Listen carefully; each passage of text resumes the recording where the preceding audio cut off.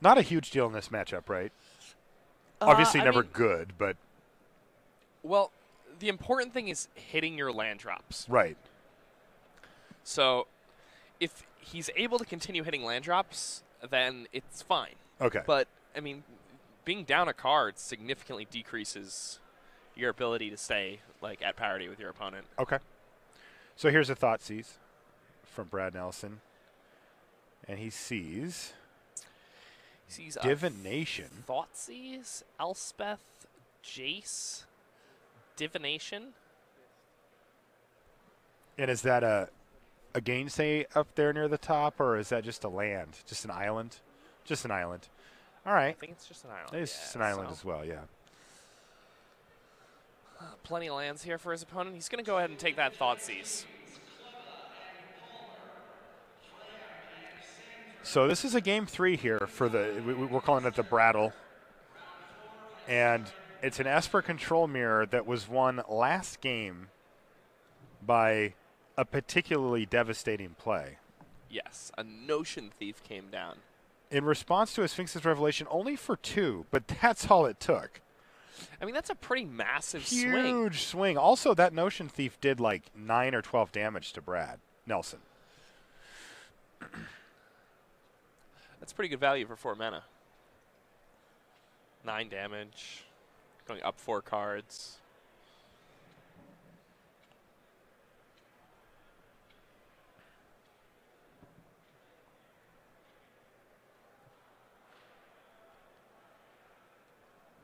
Gainsay. So he's going to fight the fight early here and land a Jace. And as we've seen every time from Brad, he instantly minuses. It makes a lot of sense on this board. There's no threat. But oh, yeah. we've seen him do it even if there's a 2-power creature on the other side of the battlefield. So he sees all lands, but that's kind of what Brad wants to see at this stage of the game. Just keep hitting those land drops like you mentioned a minute ago, Jake. And now we have dueling Jace Architects of Thought. This one's a lot different of a split, though. It's a Land of Dissolve and a Sphinx's Revelation. I mean... Yeah, a hard counterspell and a Revelation being in the same flip. You're definitely going to separate those two, but it's pretty hard to decide how you want to be splitting them. I mean, basically whichever 2-card pile you give your opponent, that's the one he's taking, I imagine. Yep. I like that split. I like splitting the Revelation. Why do you like that? I mean, doesn't the land go really well with the Revelation? The land goes well with the Revelation. Hitting your land drops is important. But the thing is that having the hard counter is super, super important. And once you get to the late game, it really doesn't matter how many big cards you have because all that matters is, the one that's resolving on the one big turn. I see. So Brad is more thinking in terms of how the explosive turn is going to go, as opposed to just raw power level. Yeah. And there, the Mutavault pressuring that Jace gets to attack the Planeswalker. One of the very best parts about the Mutavaults in this deck is their ability to pressure enemy Planeswalkers, whether they be Domri Raid or Jace Architect of Thoughts. Right.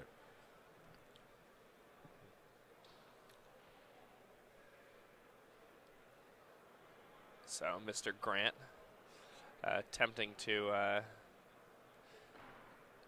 get to the point in the game where he can make good use of that Sphinx's Revelation. That's right, but he's going to start things off with Sin Collector to sort of clear the way here. Apparently only has one target, which is Revoke Existence, leaving Brad Nelson with Land Detention Sphere Jace Architect of Thought, which is, of course, knowledge that Brad Grant can use down the stretch here, but no instants, no responsive spells there.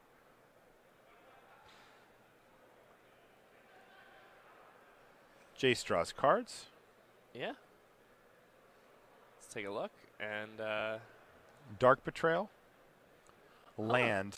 Yeah. Detention Sphere. Now, he knows that Brad Nelson already has a Detention Sphere in his hand. But that Dark Betrayal has a good amount of applications. I mean, Brad, when he's going to go Revelation and leave open that Temple of Deceit, what he wants to be doing is representing both Betrayal and Dispel at the same time. That way, he can try to play the counter war with that Dispel, or kill the Notion Thief if it gets played in response. Sure. I think having access to both of those lines is pretty important, and he's probably only got one Betrayal in his deck post-board in this matchup, so he just wants to have that option available to him. At this point, he is playing a lot of, just stuff. Playing a lot of stuff. Jacob Van Lunen, 2014. All right, another Jace hits the battlefield here for Brad, and it's going to reveal a pair of dissolves, and what is that in the middle? Gainsay? That is a gainsay. So triple hard counter here. It's pretty nice. Pretty nice.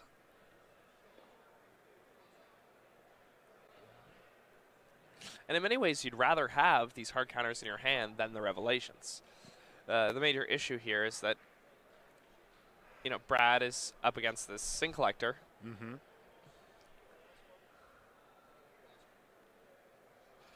So I'm interested to see whether or not he decides whether or not to Dark Betrayal the Sin Collector to save the Jace. I don't think he's going to, though. You think he's more worried about that? About the potential Notion Thief down the line? Ooh, gives Brad a pair of dissolves.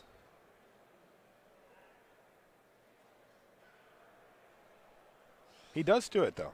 He does just go ahead and do that. And Brad must just recognize here that, look, he's going to take 10 or 12 from that thing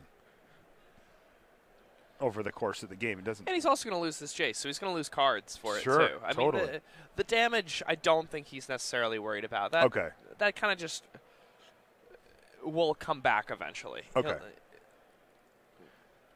I mean, it's just like it was weird because in game 1 or in game 2, he threw his Jace into two Sin Collectors and was like, sure. Yeah, and I don't think he was necessarily happy. Sure. To do that. Sure. But now that he has the option not to, he's going to take it. Sure. Yeah. Makes sense. So back on Brad Grant's side of the table now.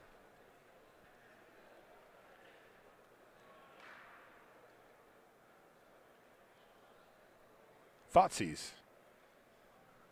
Well, we know some of the cards in Brad's hand. Double Dissolve, sinks his Revelation. And the Attention Sphere. That's a nice hand. That is a nice hand. No lands. But he's got a Jace there if he wants to draw some cards.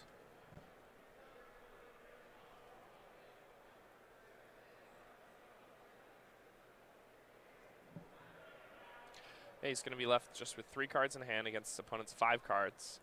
But he does still have this Jace in play, so only relevant. Going to draw for his turn also. Not too far behind. You see that there, his opponent takes one of the 2 dissolves. Gives him 2, takes 1 back away. Biting the hand that feeds. And another Jace for Brad Grant. He's going to minus his Jace since he's facing... Well, I guess there's a Mutavault over there for Brad Nelson, isn't there? There is. Interesting. Elspeth, 2 lands. And Brad Grant wants the lands. Yeah. And I think Brad Nelson is fine with that.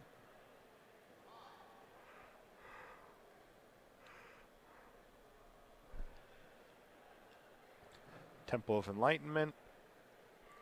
And that's going to go back on top. So Brad Grant found something he likes up there. I'm assuming Brad Nelson's first order of business is just taking out Jace with his Mutavault. Yeah, I mean, it's so hard to turn that down. I'd be surprised if he turned down that. That opportunity. I mean, he does have Brad Grant tapped out here. Yeah, so I mean, if he has another untapped land to go with something like an Aetherling off the top, but we know he doesn't have an untapped land to go with Aetherling because he just showed us his hand. Mm-hmm. He could hypothetically dig for that with his Jace, but yeah, he's just going to go ahead and pass the turn. He knows that his opponent's just going to untap and have access to something like Elspeth, so he really doesn't want to be tapping low himself here.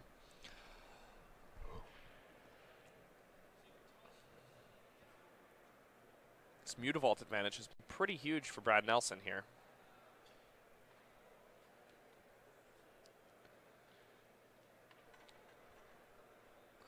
2 lands or 1 land, which is a Mutavault.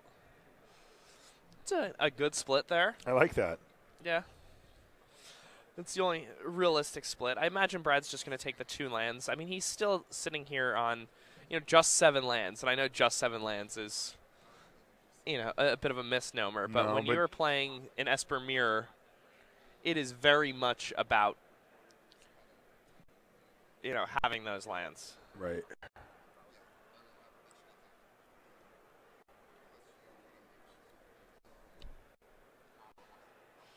Here he is, just scrawling things away to the bottom, optimizing his hand. Ooh, he's going to get aggressive here with this Mutavault.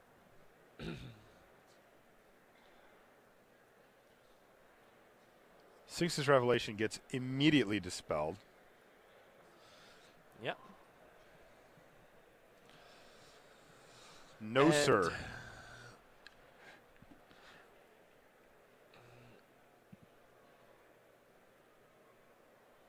This does, however, open Brad up to getting Elspeth with counter magic backup. I'm sure Brad's, not too unhappy with a detention sphere getting a Jace that's already been activated twice. He got a lot of mileage out of that Jace. I'm sure he's fine with that, yeah.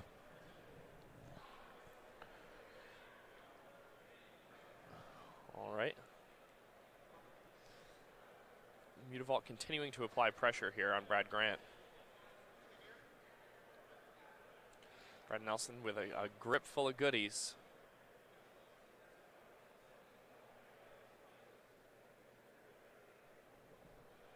And Brad Grant does, in fact, have Gainsay backup for Elspeth Sun's Champion this turn, if he so desires. But on the other side of the table, there is 6 open mana, and Brad has a hand of 4 or 5 cards. So it's dangerous. It's not going to do anything, it looks like. Yeah, well, tapping out is very, very dangerous. I mean, in a matchup like this. And here we go, the Mutavault plan again. We see this happen time and time again. It just shows us how big Mutavault is in this format. It's insane. Just such an important part of this game.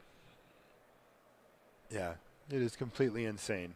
It's one of the better skill testers in the standard format also. How do you mean? The ability to know when you're supposed to be attacking with your Mutavault, when you're supposed to be blocking with it. So all of those factors. When to risk it. Yeah, what losing order to your play Mutavault. your lands in. Mm-hmm. Brad Nelson, we know what plan he's on here. Here's a divination for Brad Grant. That resolves. Yeah, I think you've got to let a card like divination resolve at this stage of the game. Uh-huh. Bigger fish to fry. Exactly. So, we saw Brad counter a divination early on in game 2. That was mostly a result of, I think he assumed that he might be just trying to get his opponent to hiccup on lands, which worked, but he just lost to a Nation Thief anyway. Here, there's really no value to that. You really just want to be countering counters and big spells. Mm-hmm.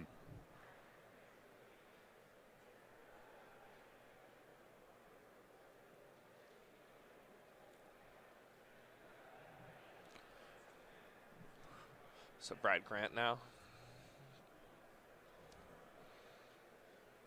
decides to leave the card on top. It doesn't necessarily bode well for Nelson. No. Lots of cards being left on top for Grant.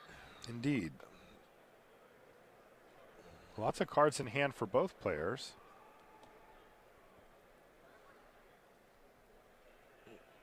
Let's see. Brad may decline to attack with the Mutavault now. So what's the thinking there? I mean, his opponent just left the card on top, drew 2 extra cards. This is conceivably the turn where he can be expecting, or I guess maybe his next end step is where he expects his opponent to start to pick the counterfight. Because he knows his opponent has the Revelation, so he can expect the counter war to begin on his own end step. Looks like Brad's going to pick his own counterfight here. Interesting. Yeah. He's going to play an Elspeth Sun's Champion. Force Brad to respond here, and Brad does. He's going to play a Dissolve. Brad Grant, excuse me. Yeah, and Nelson knows that Brad Grant has the Gainsay. I believe, from a Jace that was activated in the very early turns of the game. Okay. So as a result, he'd be pretty hard pressed to play another counter here. But there it is. He's going to. He's got to dispel.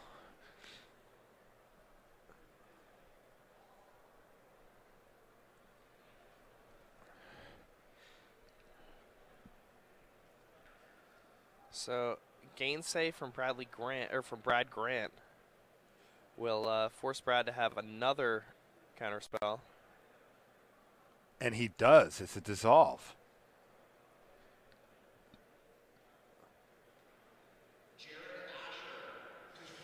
Yeah, but now Brad is tapped out here. Brad's tapped out, but he has Elspeth on the battlefield. So yeah, but I mean, what's the big comeback play here for Brad? All right, so an Elspeth from the other end. Okay, Elspeth fight, but Brad Nelson's the one who gets to have his Elspeth first. Yeah. I mean, there's no Aetherling on the other side of the table. Nelson can live with this, right? Yeah. I mean, he might be able to make it out of this situation in a pretty good spot, even. I mean, the first one to ultimate Elspeth has the advantage, right?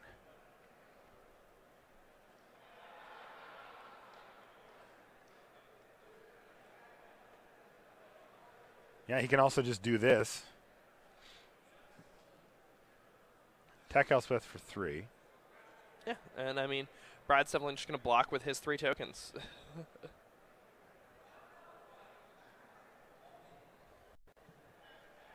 I actually let it take it. Interesting. So see, that's really, really interesting to me. I'm not really sure what that means. Just gonna. Looks like Brad's thinking that through as well.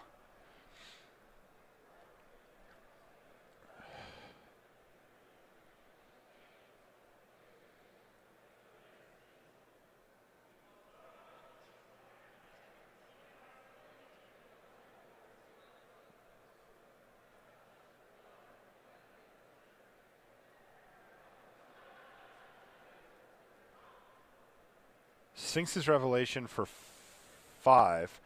Counterfight. Negate. Dissolve. Resolves. And Brad Nelson gets a Sphinx's Revelation through as well. So now he's got Elspeth. He still has an activation of Elspeth to go here as well. And he gets to reload his hand, leaving his opponent, Brad Grant, with just 1 card in hand.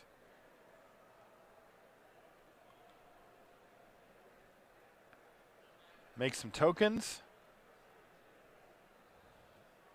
And pass. So Brad Nelson seems to have put himself in a really nice spot here. It's going to take something pretty great from Brad Grant's side of the table to get himself out of this.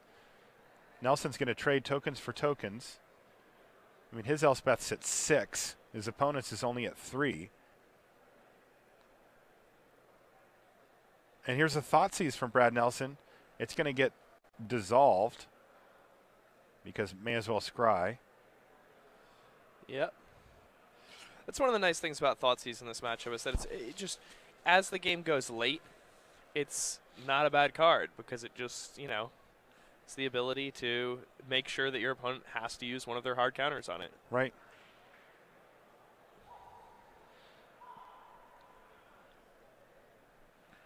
Brad's going to attack Elspeth for 3 lethal damage, but that's just going to prompt Brad Grant to trade them off, and we're going to do this Elspeth dance for a while longer. But again, Brad Nelson's Elspeth is now on 7 counters, and he has his opponent with no cards in hand.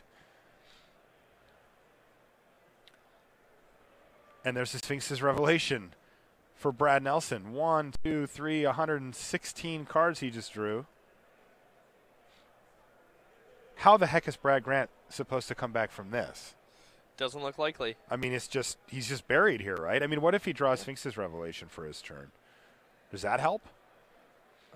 It's like his best draw still. No, that's going to do it. Brad Grant extends the hand, and Brad Nelson's going to advance to the semifinals here.